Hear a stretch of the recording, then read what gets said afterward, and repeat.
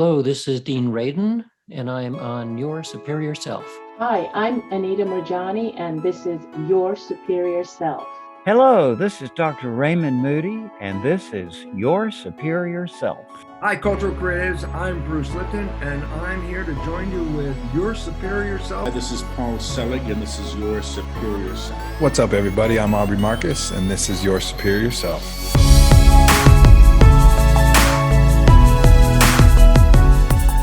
Hey, this is Chris Wark, and you're on Your Superior Self. Chris beats cancer. Chris, thank you for taking the time to come on the show, my man. Thanks for having me. I mean, that's a bold title. I mean, Chris beat cancer. I mean, that is, it's impressive. I mean, like I was telling you before, I had to peel this book out of my wife's hands because she was fascinated with it. I think it's very important that this information gets out to people. But before we get into it, though, why don't you give some folks here some background on your journey?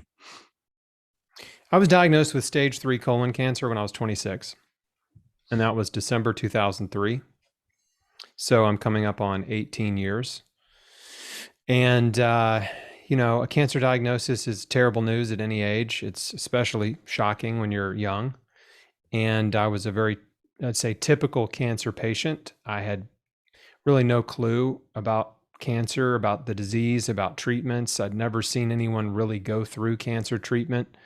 I'd never had any close friends or family members go through it. I didn't have the, like many people now, we've seen so many people go through cancer that we can observe, like what cancer treatment is doing to their body and the destructive nature of it. But I didn't have that frame of reference. I just, knew chemo was toxic and your hair falls out and it makes you really sick. And I'd seen advanced cancer patients out in the world at the mall or at church or in a restaurant. And it's hard to forget, the first time you see a person, I think most people can remember the first time they saw a cancer patient, maybe when you were a kid and you had to ask your mom or dad, like, what's wrong with that person? Right? Because, they were in such a, alarming physical state. When you see another human in that state, it's, you just don't know what to think, right? It's like, so that's the only frame of reference I had to cancer patients and cancer treatment. And, but I was having abdominal pain and I went in for a colonoscopy and they found a golf ball sized tumor in my large intestine and did a biopsy. And then they said, a couple of days later, they called me and said, you have colon cancer and we need to get you into surgery right away and get this thing out of you before it spreads and kills you. So, I was like, okay, whatever you say, I don't know. I don't know what else to do. Mm-hmm. And, this was just a couple of days before Christmas, and the way the cancer industry works, and I spend a number of chapters in my book explaining the pharmaceutical, medical, and cancer industries and how they work and how really it's a for-profit system that generates billions of dollars. And it really doesn't matter if patients get well. They make money regardless, right? Moliere said it in 1774. I believe medicine is the best of all trades because whether you do any good or not, you still get your money. And that is, 300 years later, it's the same. Nothing has changed. It's just a lot worse. And so I was, again, they wanted to get me into surgery like within a couple days, before I had time to think about my life or my health or cancer. I don't have time to do anything. And that's very typical. Cancer patients are rushed into treatment out of fear before they have time to understand their disease and really think about their life and why they're sick and what they could maybe do to help themselves. And they're led to believe that there's nothing they can do to help themselves. I mean, the first question that a cancer patient asks, why did I get cancer? What caused my cancer? How did this happen to me? And the answer they usually get is, well, we don't know, but it may be genetic or it may just be bad luck. And when a doctor tells you that, what they're doing is they are basically making you into a powerless victim of disease. There's nothing you did. to contribute to your condition. Therefore, there's nothing you can do to help yourself except for show up for treatment. We are your only hope. And you just make sure you show up for your treatments, and we'll do the best we can, and we'll make you real comfortable, and we'll bring you cupcakes and donuts and Diet Coke. And our chairs are the most comfortable chairs in town for your chemo treatments. You know? It better be for that money you pay. For that money. So this is the way they kind of sort of pander to cancer patients. And they make them powerless, right? They make them into these powerless victims of disease. And so I had surgery. I was able to postpone it because I didn't want to be in the hospital over Christmas because that was super depressing. So I went in on December 30th. They took out the tumor. They took out a third of my large intestines. Then when I woke up, they said, it's worse than we thought. You're stage 3C. We were hoping you'd be stage 2 because stage 2 means you have surgery and you go home. Stage 3 means you have surgery and then you got to do chemo. So for me, that was 9 to 12 months of chemo. That was my next step. So a couple things happened in the hospital, and feel free to interrupt me, by the way, if you have any questions or if anything I say doesn't make sense. I will. But two things happened in the hospital that are worth sharing. And one of them is the very first meal that I was served after having a third of my large intestine removed. Now, your wife may know the answer to this question. You might not have gotten that far into the book yet. Was a sloppy Joe. Right? And the sloppy Joe is a weird, it's kind of it's its own special category of food items because restaurants don't serve sloppy Joes because nobody likes them. And as far as I knew, the only place you could get a sloppy Joe was like summer camp or the military. I think school might have done that. I don't know. School, was sloppy Joes in school? School lunches. Maybe. Yeah. In some places, definitely in prison. If you're incarcerated, sloppy Joes are on the menu. So, I mean, you know, I'm looking at this thing going, gross, right? I don't want to eat this. Like, this is horrible. And I like junk food. I was a junk food connoisseur. So anyway, that was a little strange that they were serving that to sick people and cancer patients. Especially ironic since red meat is a known carcinogen and processed meat is also a group 1A known carcinogen. So that was the first red flag. And the second red flag was a few days later when they told me I could go home. My surgeon came in to check on me one last time, you know, and we were having a conversation about what was next. And I said, is there any food I need to avoid? Because I was wanting to make sure I didn't eat the wrong thing. If there was a wrong thing, right? After you cut your guts, a section of your guts out and sew them back together, right? Everything you eat is going through that tube. And he said, no, just don't lift anything heavier than a beer. So that was it. That was the nutritional advice I got from my surgeon.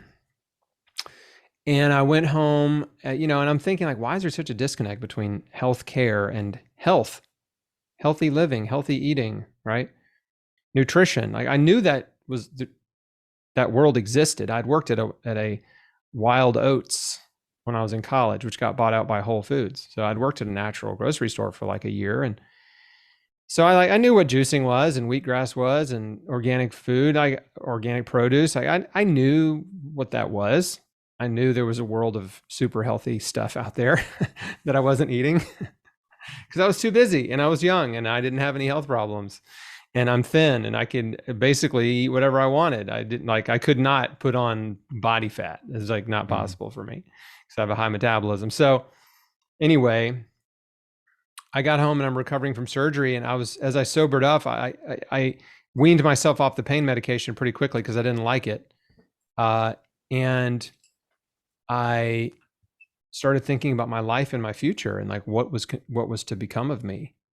And I saw myself as a cancer patient, as a chemo patient. And that was a scary, thought, scary image, visualization of me becoming what I had seen other people become in the world. And I just didn't want to do it. Right. I didn't want to do that. And I don't think any cancer patient wants to do that. And most of them are coerced into doing it. They're told this is the only thing, this is your only option. chemo or die. And unfortunately, most of them do chemo and die. And probably the most alarming statistic that most people don't know is that since the advent of chemotherapy, 60 years ago, when it really started getting rolled out, we have only reduced the death rate of cancer by 5%. Wow. The overall death rate by 5%. 5% improvement, billions and billions of dollars spent on research, billions and billions of dollars, really probably $1 trillion or more made in profit, and a 5% reduction in death. Wow. So that's a catastrophic failure. The war on cancer, declared by Nixon in 1971, failed. It was a failure, except billions, hundreds of billions, maybe $1 trillion or more dollars in profit was made. So, the most lucrative failure ever, right? You're failing successfully. So, and what's the point in changing, right? You're making all this money. It doesn't matter if you actually win the war. You're making the money fighting the war. And so, Well, it makes me think, like, is there even a war, right? Like, is it a war? Or is it just kind of like, allowing it to proceed, right? Because obviously, just like, let's face it, most of the world is ruled by five companies, and a lot of them are pharmaceuticals and energy companies, right? And I think if we cured cancer, I mean, you talk about it in your book, right? I mean, all the money where it goes. If you follow the money, you'll find a lot of the root of the problem. But I don't see them curing it, right? Well, one, because there's, like you said in the book, there's so many different strands of it, or different types of cancer out there, that one cure wouldn't do it all anyway. Yeah, there's hundreds of types of cancer. There's never going to be a cure. And you've got this huge industry. There's a lot of money funneled into it, but the pharmaceutical industry is the most powerful. It's more powerful than the energy industry. There's more lobbyists and more money spent lobbying by drug companies than any other industry in the United States. There's more lobbyists than there are Congress people. And representatives. Like, it's ridiculous. But where do you find your research at? Like, that's the biggest, like, so I'm just learning now. Like, I'm a psychology student in college, and I'm learning where to pull my research from, right? But a lot of people, the average person, doesn't have that knowledge. And for you, having, being diagnosed at 26 with cancer, where did you know where to go? Like, how did you learn to go to these different resources? Yeah, I didn't know where to go. I had no idea where to go. I didn't know what to do. I don't know anything. Like, all the things I'm telling you now, I didn't know any of that. And so I'm interspersing what I've learned in 18 years, right, with into my story, which at that point of my life, I knew nothing. But so I'm at home and I'm recovering, and I got this increasing internal resistance to chemotherapy. I didn't want to do it. And so I prayed about it. And I just said, God, if there's another way besides chemotherapy, please show me, right? Just a simple prayer asking for help. 2 days later, I got a book that showed up on my doorstep that was mailed to me from a man in Alaska who knew my dad. And this guy sent me a book written by a man named George Malcolmus. And the guy who wrote this book had colon cancer, and he healed it with a raw food diet and juicing. And I start reading his story, and it just blew my mind. It gave me so much hope and encouragement, and I knew it was an answer to prayer. And I was on the couch reading this book. I was a couple chapters in, just crying, like tears coming down my face. I was so overcome with emotion and so thankful that this person had taken the time, A, to send me a book, and B, that the person who wrote the book had written it. And so he made the case that the reason that so many of us are sick, which I'd never heard anyone say before, was because of our diet. The food that we're eating, the lifestyle that we lead in a modern society and industrialized nations is making us sick. And once I realized that, once I learned that, I realized, oh, well, the way I'm living is killing me. Okay, if this is true, then I should probably change what I'm doing. I should probably change my diet. And I changed it overnight, literally overnight. Next day, I went to the grocery store. I loaded up the cart with fruits and vegetables. I bought a juicer, and I'm like, well, I'm going to do what this guy did. I'm going to overdose on fruits and vegetables. I'm going to eat a raw food diet. I wonder what would happen if I ate only raw fruits and vegetables. This is kind of a wild idea, and I like it. Right? I'm really interested to find out. And it makes sense to me. I don't feel like I'm risking anything doing this, right? I think this could only help, right? Yeah. This is the way I'm thinking about it. And so I overnight converted to a raw food diet and was on my way. That was the first step. And then I started reading and researching. And when you read one book, that book will reference other books. So then I would, look up other doctors and researchers and survivors. And so I started to discover other sources of information. And then as it turns out, this is another miracle in my life. My mom had a huge library of books on natural health and healing and alternative cancer therapies, like stacks and stacks of books on natural health that she had acquired over decades. She was just a voracious reader and loved reading about healthy stuff and had just stacks of books. And I have a lot of them behind me. And so, every time I'd go to her and say, have you heard of this doctor? Have you heard of this person? And she's like, oh yeah, I have their book. I'm like, this is insane. So, because the internet back then was not helpful. There was no YouTube, no Facebook, no Twitter, no social media, right? I mean, I don't even know if MySpace existed in 2004, maybe. I guess it probably did. But I didn't get any information online. So I don't even know what we did on the internet because there was no video really. Before YouTube, it was kind of hard to watch videos on the internet that were any longer than 30 seconds. Yeah. So I went from book to book to book. And the cool thing was at that time, almost everything I read was confirmatory. Like all the books that I was finding and reading about healing cancer were saying the same things. They're saying raw foods, juicing, fasting, detoxification, stress reduction, forgiveness.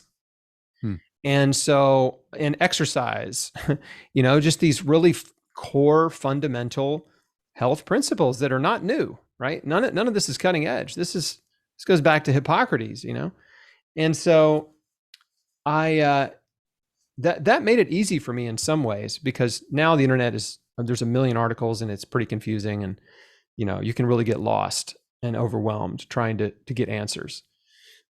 But I started on the journey and there was a lot of pressure for me to do chemotherapy. And I went to see an oncologist because my family really wanted me to go. And the appointment did not go well. My wife and I went and he was just rude to us and cold and condescending and basically said, if you don't do chemotherapy, you're insane.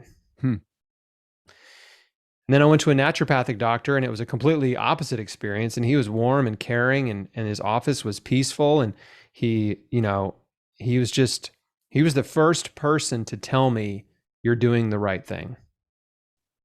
Because he knew about the raw food diet. He had read the first book I had read. Well, what was your diet when you were diagnosed? Like when you were like 26 years old, I'm assuming it, I think you were married then, right? Like you had. Yeah, I'd been married 2 years. What was your diet like then? It was the standard American diet. It was tons of meat and dairy, tons of processed food, junk food, fast food, very little fruits and vegetables, like, 1 or 2 servings a day on a good day. And I went from that to eating 15 to 20 servings of fruits and vegetables every single day. What about your stress Believe levels? me. Huh? What about your stress levels and all that with work?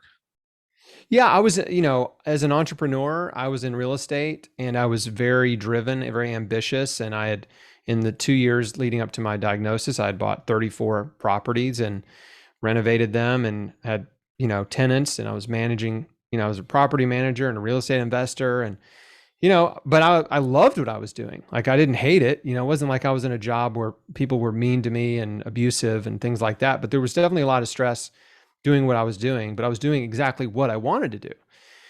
But that was, it was stressful. And I wasn't taking care of myself for sure. And I wasn't like drinking or smoking or doing drugs, but, the diet and stress, all of those things add up, right? They all work against you. It got me early, for sure. Usually cancer doesn't hit you, until you're sometimes in your 30s, 40s, 50s, 60s, 70s. But young adult colon cancer is the fastest growing segment of cancer. In other words, more people are getting colon cancer at younger ages. They just reduced the screening age from 50 to 45. And I think it should be even lower. And our diet is a major driver of colon cancer. Alcohol is a major driver of colon cancer. Processed meat and red meat, major drivers of colon cancer. So yeah, more and more young people are getting it at early ages. And it is preventable. If you get a colonoscopy and they find a polyp, they can snip it off and it'll never grow to be a tumor. So it is preventable if you catch it early, but they're not screening people till 45. If you have family history, you can maybe get colonoscopy covered earlier by your insurance. You might be able to get one in your 20s, for example. So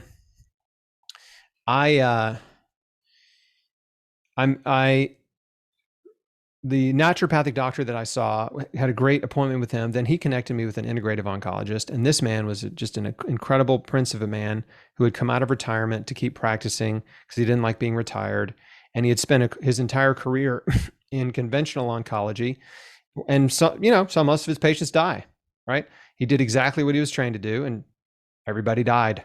And so he decided to expand his practice to integrate non-toxic therapies into his practice, like IV vitamin C and glutathione and mannose and other non-toxic therapies that weren't, standard of care, but they had potential to be helpful and were less likely to be harmful, and almost no risk of harm. And so he was in his 70s and he was doing these things and was traveling to China to research Eastern medicine, like in his 70s. So that he was another just incredible blessing in my life. And so I was it's cobbled this little support system together. And in the beginning, it was basically just my mom, a naturopath, and this oncologist. And everybody else thought I was nuts. Even like your wife, she had to be a part of that support group, right? She was not. Really? She was not in the beginning because she didn't understand. She didn't know what to do, and she loved me, and wanted me to do chemo because she really thought that was the only way I was going to survive.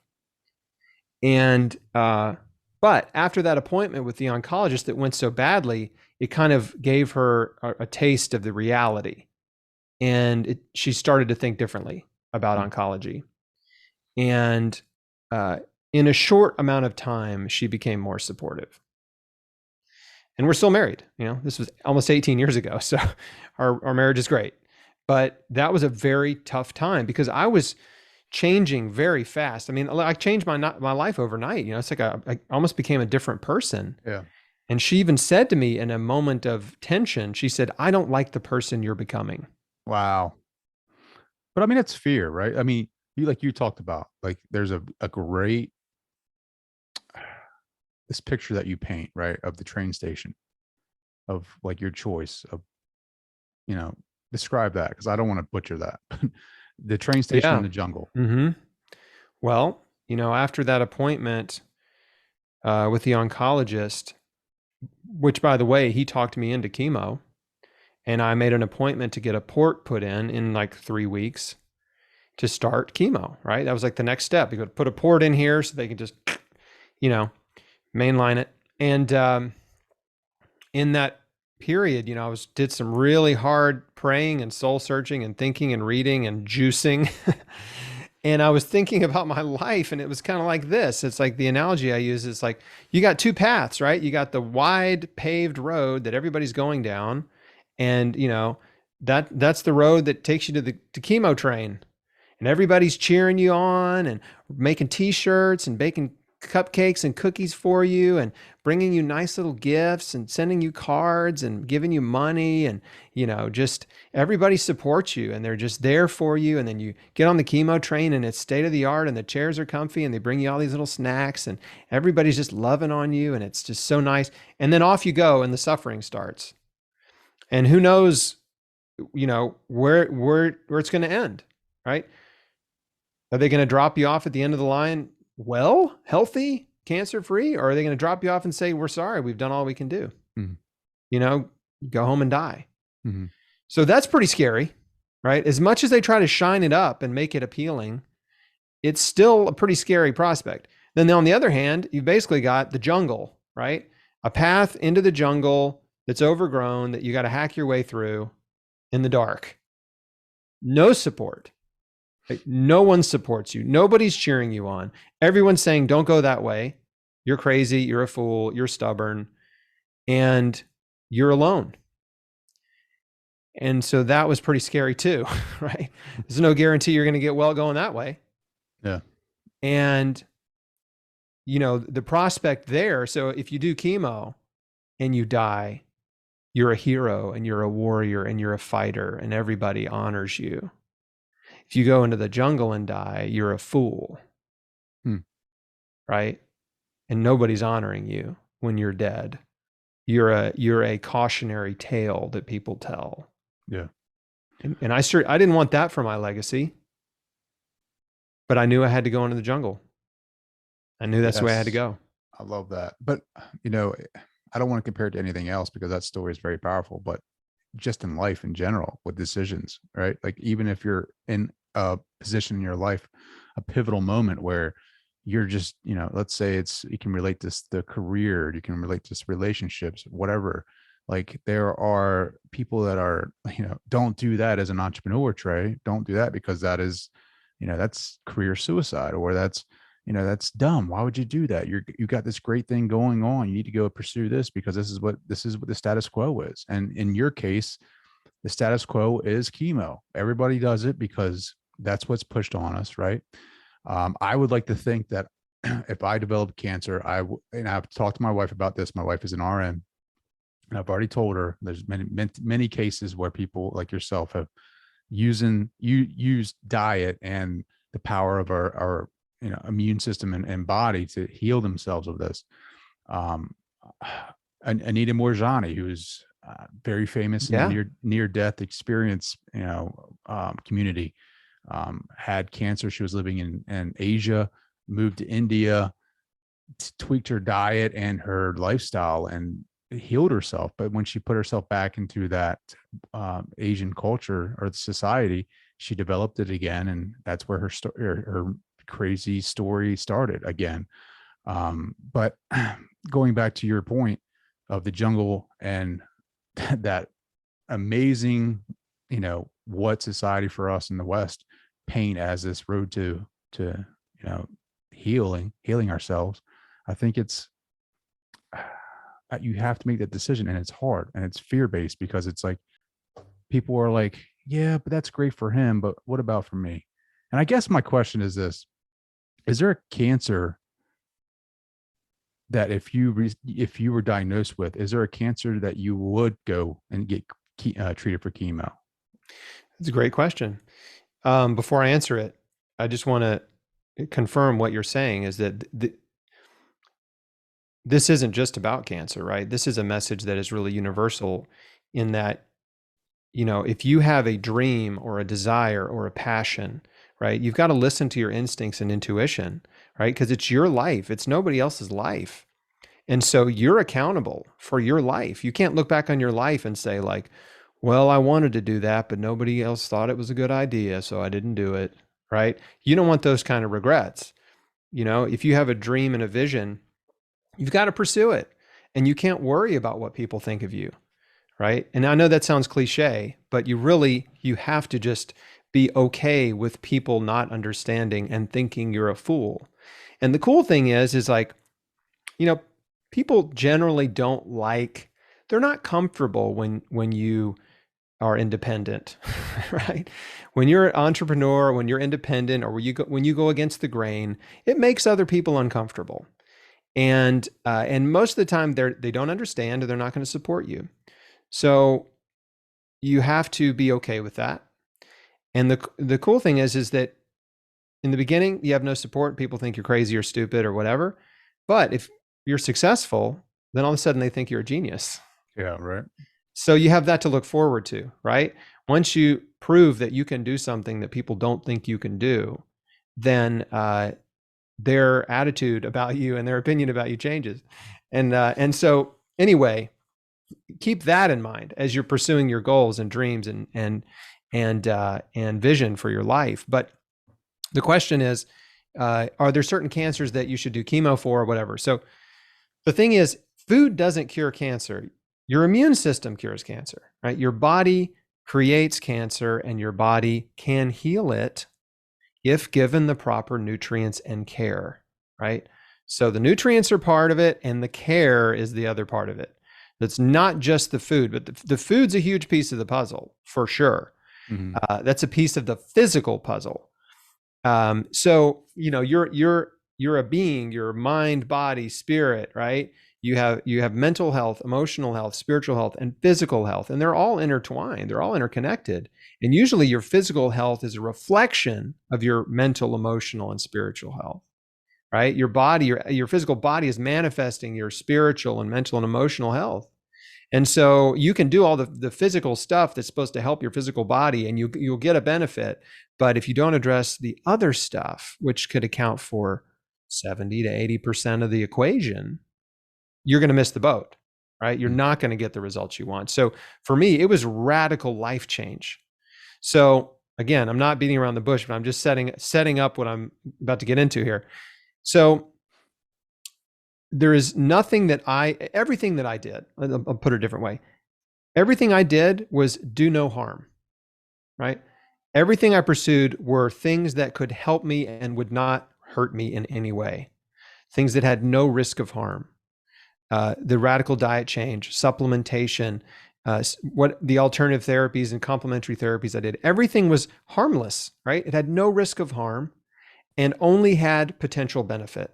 So that was my main criteria for how I decided what I was going to do, right? Will it hurt me? Yes or no? If it won't hurt me and it might help and I can find it and afford it, I'll do it, right?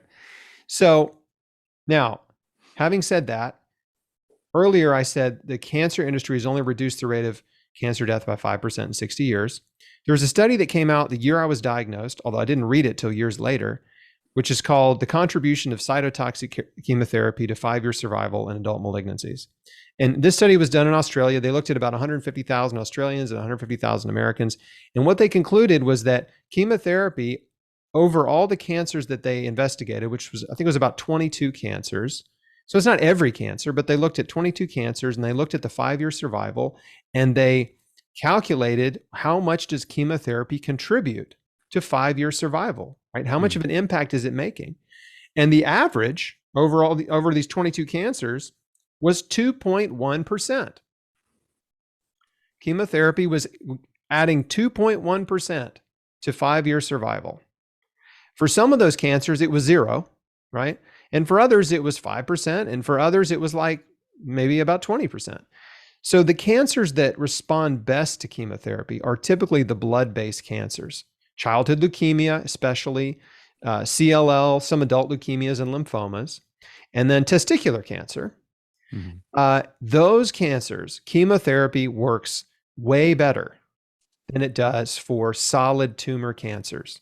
So brain cancer, breast, liver, lung, colon, ovarian, cervical, those type of cancers, chemo doesn't cure them for the most part, especially when they're advanced stages like stage 3 and 4.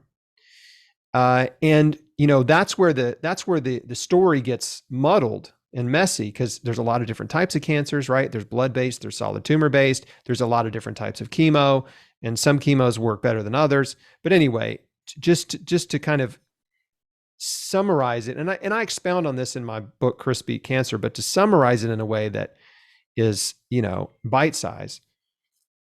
Chemotherapy works better for blood-based cancers, and it doesn't work great for solid tumor cancers. If we're talking about actual cure. So like childhood leukemia, testicular cancer, the survival rate, the 10-year survival rate is about 90% or more.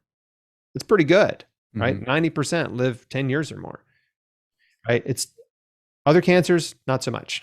I was told you've got a 60% chance of living 5 years. And 60% is pretty close to 50%. 50%, well, we know that's like a coin toss. So it wasn't very encouraging. And I had all the odds stacked against me, which I learned later. But if you have a tumor on the right side, your survival's worse. If you're a young adult, it's more aggressive, your survival's worse. If you have more than 2 lymph nodes, you're infected, your survival's worse. So there was a number, I mean, you check all the boxes I talk about in my book, like the odds were stacked against me in terms of survival after surgery. I have a free guide on my website. You can find it on every page of chrisbeatcancer.com. It's called 20 Questions for Your Oncologist. And if you have cancer, or if a loved one has cancer, please go download this guide, go through it, and it'll give you the questions that you absolutely have to ask your doctor. You have to ask these questions. If you don't, you are flying blind. And most patients don't know the right questions to ask. And they just ask stuff like, am I going to miss work? Am I going to lose my hair? You know, you'd be shocked at how many patients don't ask this question, which is, will this treatment cure me? Right? That's the most important of all the questions. And then from there, there's a bunch that need to be asked. So I created that. That's one of the things I'm most proud of, is that free guide, because it's helped thousands and thousands of people get really clear answers from their doctors, because doctors typically, they don't have time. They can't spend quality time with you. You got 15 or 20 minutes, and then it's time for the next patient. You know, like you can't get anything done. You can't learn anything in 15 or 20 minutes. I mean, most of it's just talking about treatment, and you just barely even know what's happening. Sure. So doctors are trapped in a system that pays them really well despite the results. And it's not the doctor's fault. They're trained with a very limited toolkit, and they're not trained in nutrition and diet and lifestyle therapies. They're not trained in prevention. They don't know what foods are actually anti-cancer foods and what foods promote cancer. They don't give their patients good advice, or any advice in terms of diet and lifestyle, except they typically say, eat as much as you can. Eat whatever you want, and make sure you eat a lot of calories. And they will send them home with a recommended list of foods to eat, including ice cream and milkshakes for the calories, because they don't want you to lose too much weight, because you're going to lose your appetite when you do chemo, because it makes you sick. So they want you to drink milkshakes. You know, it's horrible advice. And so it's a really messed up system. And I have great empathy for doctors, because they spend over a decade of their life studying and training to become a doctor. And then they're thrust into this system that's just like a meat grinder, and they have no medical freedom at all. And the treatments that they're taught to use don't work. They don't save people for the most part. And so now they're just stuck in this system that pays them well, but you know, there's so much pain and suffering. And this is why doctors have one of the highest rates of suicide of any profession. Because it's so difficult, right? It's not the physical work, it's the mental and emotional toll that it takes, right? The despair that doctors face. You know, I've devoted my whole life to this profession, and I'm miserable, right? I'm miserable. I'm not making a difference. I'm just a pill pusher, right? All I'm doing is just writing scripts all day for people. Like, no one is getting any meaningful benefit or change in their life. I thought that's what being a doctor was about. Those are the kind of things you hear from doctors that are burned out. And I've interviewed, there's a medical doctor I interviewed years ago named Pamela Weibel, and she tracks every physician suicide. This is her mission. She has a wall in her house that has a picture of every doctor that's committed suicide in, I don't know, the last 5 or 10 years. It's wild. And her mission is to help prevent doctor suicide and med student suicide. That's what she does now. It's such a big problem. But yeah, if you want to go down the rabbit hole, you can watch my interview with Dr. Pamela Weibel. It's on chrisbeatcancer.com. You can just search for Pamela in the search bar. But anyway, so we're rabbit trailing, but the point is, Well, here's this, right? Here's what I want to ask you. Like you're a man of faith, right? yeah. How did that test your faith? Oh man. I mean, look, I'm a Christian. I'm a believer. I believe that there is a God who loves us and created us. And, you know, I was serving in my church. I was playing on Sunday mornings in the worship team. I'm a musician, you know, like I was really trying to be a good person, you know, and so, yeah, it was a huge test of my faith. Like, I'm like, why am I the guy with cancer? You know, why isn't the child molester getting cancer right now? You know what I'm saying? Yeah. Right. I'm sure there's a healthy child molester out there somewhere. Right. Why do I have cancer? So yeah, I definitely struggled with those thoughts. And, but you know, one of the first things that came to mind, a verse out of Romans 8:28 says, we know that God works all things for the good of those who love him and are called according to his purpose. And so I was like, okay, well, here we go. This is a test of my faith. Am I going to believe this? Right? Because all faith is choosing to believe. That's what faith is. It's belief. You choose to believe or you don't. And so I was like, all right, if this is true, if I believe this is true, if I believe that the Bible is true and that this is a promise, then I'm going to believe that God's going to work this for my good. I don't know how, I don't like it, but I'm going to believe it.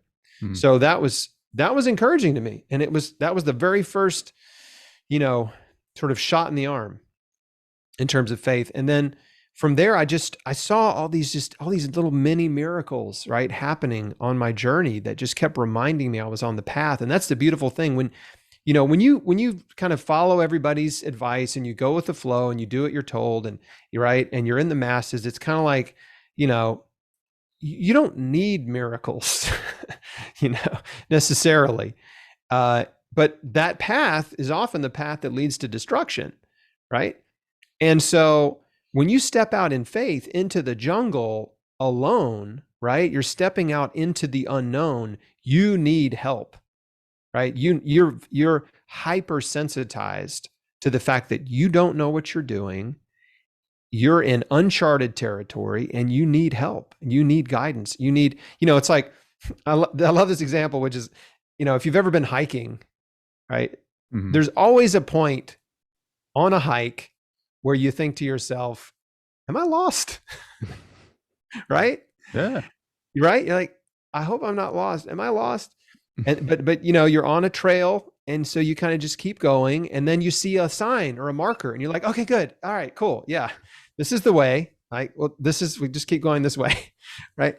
And so that's how, you know, the cancer journey was for me, right? There was definitely days where I was like, oh gosh, I hope I'm doing the right thing. I hope I don't not getting worse. I hope I don't die. Right? I don't want to die a fool. And then there would be something that would be a reminder, something or someone would come into my life, some piece of information or whatever, and that would just be like, that would just remind me, you're on the right path. Keep going. So yeah, it forced me to really get deep in my faith and really depend on God in a way that I never had before. Wow. And because, you know, when life's easy, it's like, you don't need faith, right? You don't need God. You don't need help.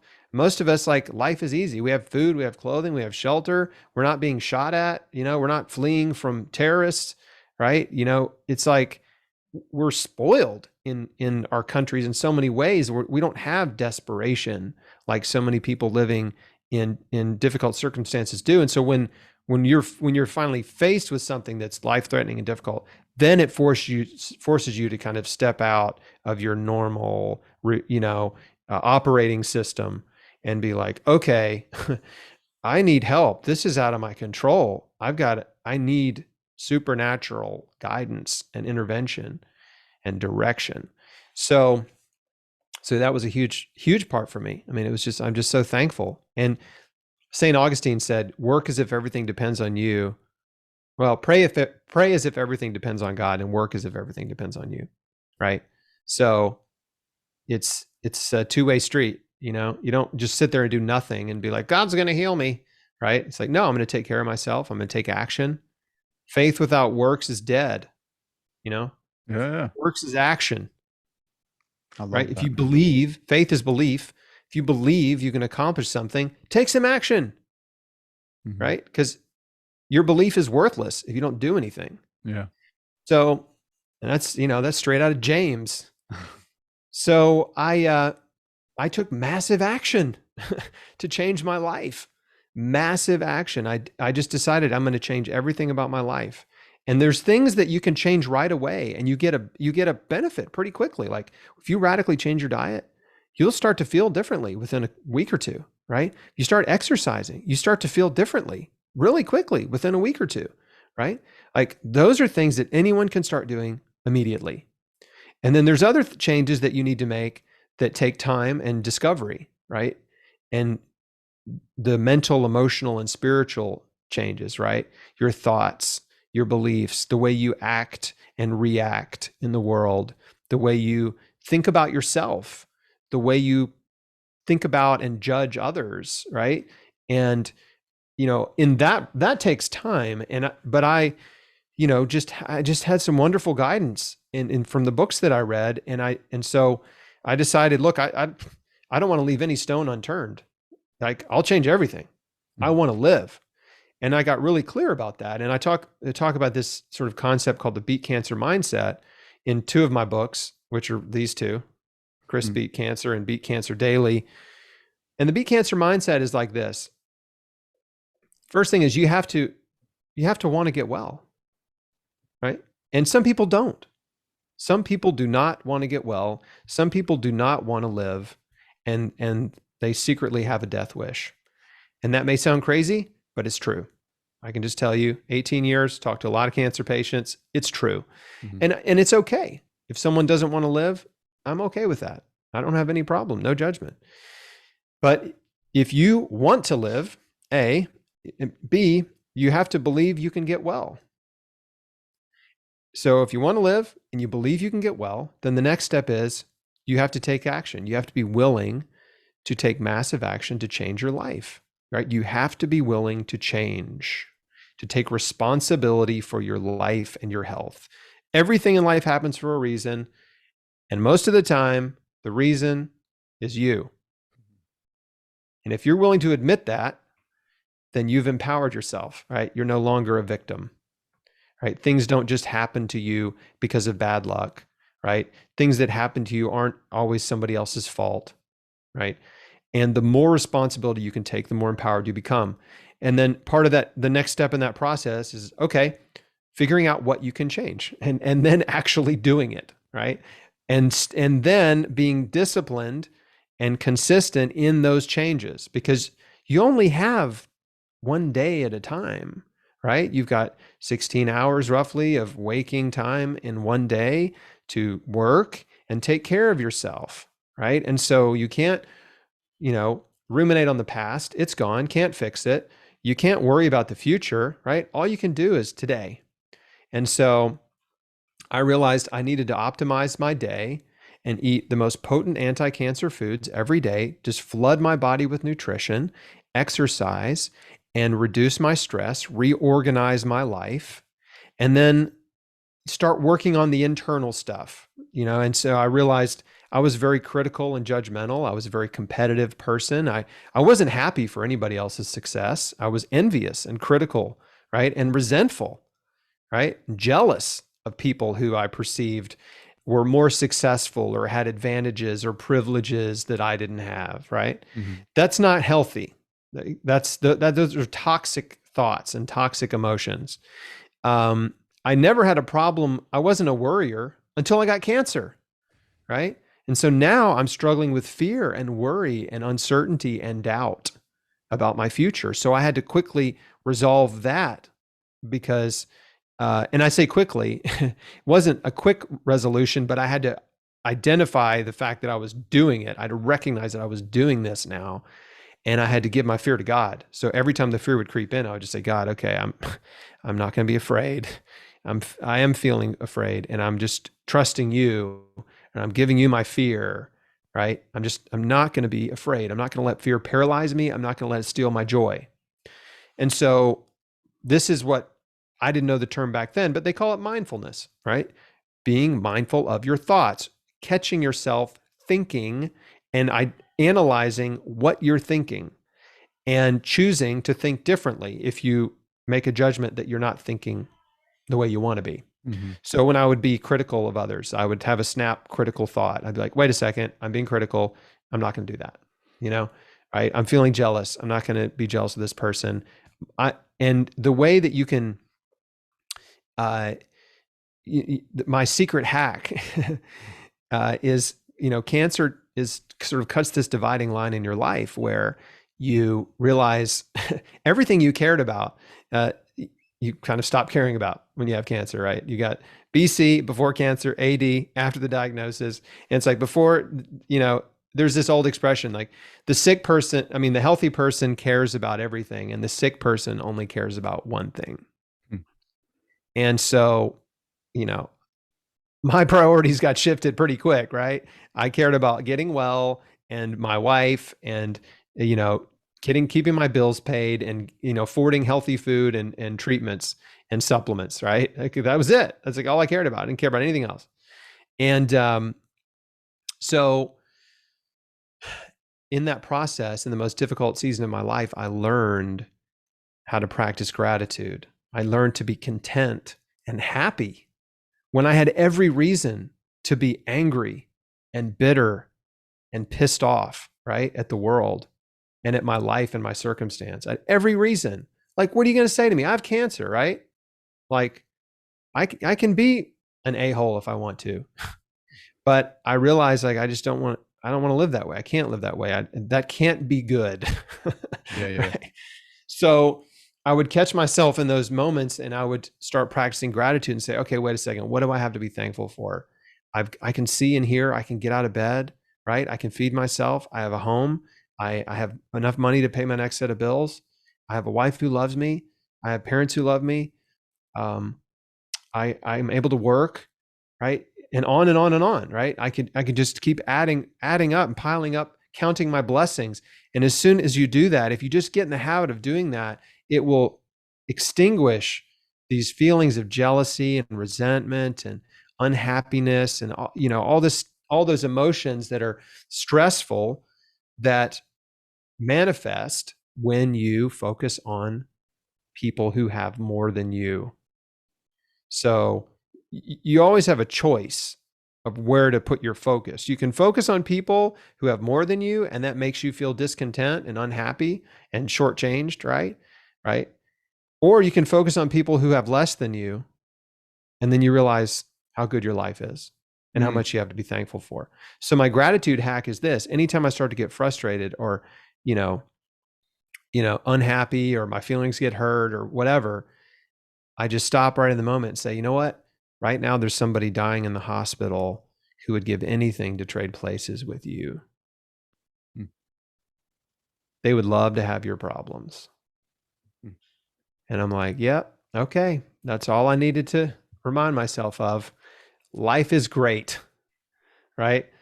Life is so good. Like, I'm not going to let this steal my joy. This person in traffic who gave me the bird or whatever, So, or worse. I mean, I've been on the internet for 11 years as a survivor and a patient advocate. I mean, every possible thing you could ever imagine that someone could say to me has been said, right?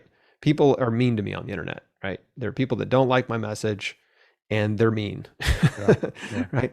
And so I just learned to be very quick to forgive. I don't take it personally. I just forgive people quickly and I let it go. And so that's the other big thing that I had to do was I just made a decision to forgive every person who had ever hurt me in life, every single one. Because the more I learned the more I started learning about health, holistic health, the more clear it became to me that, as I said earlier, your mental, emotional, and spiritual health affect your physical health. And the way that works is when you're stressed, when you're in a state of distress, and distress is caused by fear, worry, and anxiety. That's future-based. It's caused by jealousy and envy and resentment, right? That's present-based. And then it's caused by bitterness and anger and resentment and unforgiveness, guilt and shame, that's based in the past. So a lot of us are bouncing back and forth between stuff we're angry from the past, stuff we're worried about in the future, people we're envious of in the present. And so we're just constantly in a state of stress. And just the first step is recognizing that you're doing it, right? And, right? Recognizing these are bad thought habits that you have to break. And so I already talked about what I did. I gave my fears and worries to God, and I practiced gratitude, right, in the present. And then dealing with my past, I realized that the only way out of bitterness and resentment is forgiveness. That's the way. That is the way you release yourself from a prison of pain. Because people hurt you, they cause you pain. But when you hold on to that hurt, you're holding on to the pain, and you continue to suffer, and it's unnecessary. And when you're in any of those states, present, past, or future distress, those states are suppressing your immune system. They're putting you in a state of fight or flight, which is sympathetic nervous system dominance. And when you're in fight or flight, guess what happens? Your immune system is impaired. Stress suppresses your immune system, and it promotes inflammation. If you have chronic inflammation and chronic disease, it's probably stress, right? And stress also drives us to self-medicate. So you studied psychology. I think you probably have a pretty good handle on this more than the average person. But when you're in a state of distress, you're going to find a way to alleviate that stress. And we self-medicate through food, alcohol, tobacco, drugs, legal or illegal, through pornography, through gambling, through being a shopaholic, through binge media consumption, through gaming, right? Like, these are all ways that we distract our conscious mind from our problems.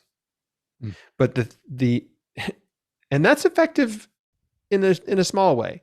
But the bigger problem is your subconscious mind knows about your problems all the time, right? So like, your conscious mind can be distracted. That's whatever's on the computer screen. That's your conscious mind. But your subconscious is all the information running behind whatever the window that's open right now.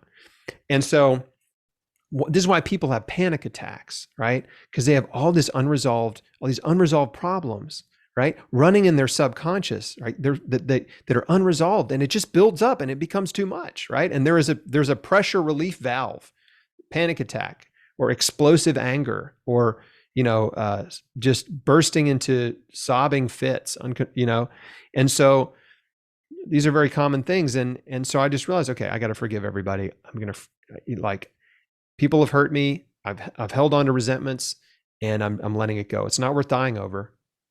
And so I just did this really simple thing, which is the prayer of forgiveness. And it goes like this. By the way, you can't just forgive everybody in like one moment, right? You can't be like, okay, I forgive everybody, I'm good. Like, that doesn't work. You have to think through your life. You have to think about the people who've hurt you, right? You got to go and open the filing cabinet in your mind where the painful memories are, and you got to pull them out and relive them, so to speak.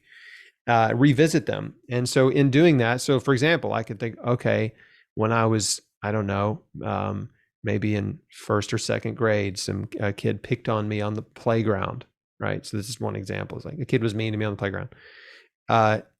And so I'm remembering it, and I just say, God, you know what? You know what they did? You know how they feel about it. You know how I feel about it.